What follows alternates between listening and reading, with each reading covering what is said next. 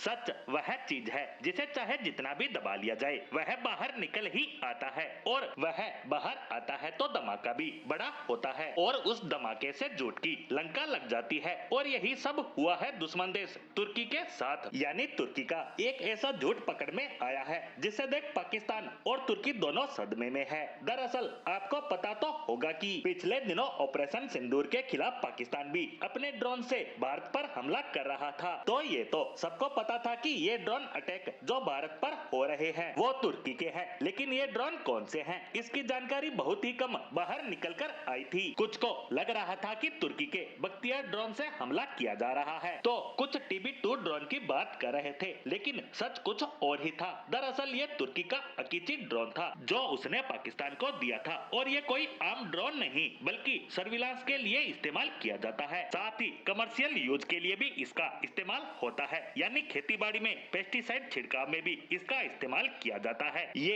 एक छोटे साइज का ड्रोन है, लेकिन पाकिस्तान और तुर्की ने मिलकर इसमें कुछ हथियार लगा दिए हैं जो हल्का फुल्का धमाका कर सकते हैं, और इन्हें ही भारत के खिलाफ इस्तेमाल किया गया है क्योंकि महंगे ड्रोन पाकिस्तान अफोर्ड नहीं कर सकता। ऐसे में इस अकीची ड्रोन से भारत पर अटैक किया जा रहा था। साथ ही एक और मजेदार बात यह है कि पाकिस्तान का जो नूर खान एयरबेस है उस पर भारत ने ऐसे ही अटैक नहीं किया था। उस पर अटैक करने का मकसद था कि जिस ड्रोन से भारत पर अटैक किया जा रहा है वो नूर खान एयरबेस से भारत के खिलाफ दागे जा रहे थे। ऐसे में भारत ने इसके इसी ठिकाने को निशाना बनाया, लेकिन अब जो रिपोर्ट्स आ रही है वो और भी शॉकिंग है। दरअसल बताया गया है कि भारत ने इस बेस को जो निशाना बनाया था उसमें इस अकीची ड्रोन का पूरा सेंटर ही तबाह कर दिया गया है। और उसमें भी मजेदार बात तो ये है कि नूर खान एयरबेस पर जो ये ड्रोन सेंटर है इसे तुर्की ने ही डेवलप किया था पाकिस्तान के लिए, क्योंकि पाकिस्तान अभी टेक्नोलॉजी के मामले में इतना ज्यादा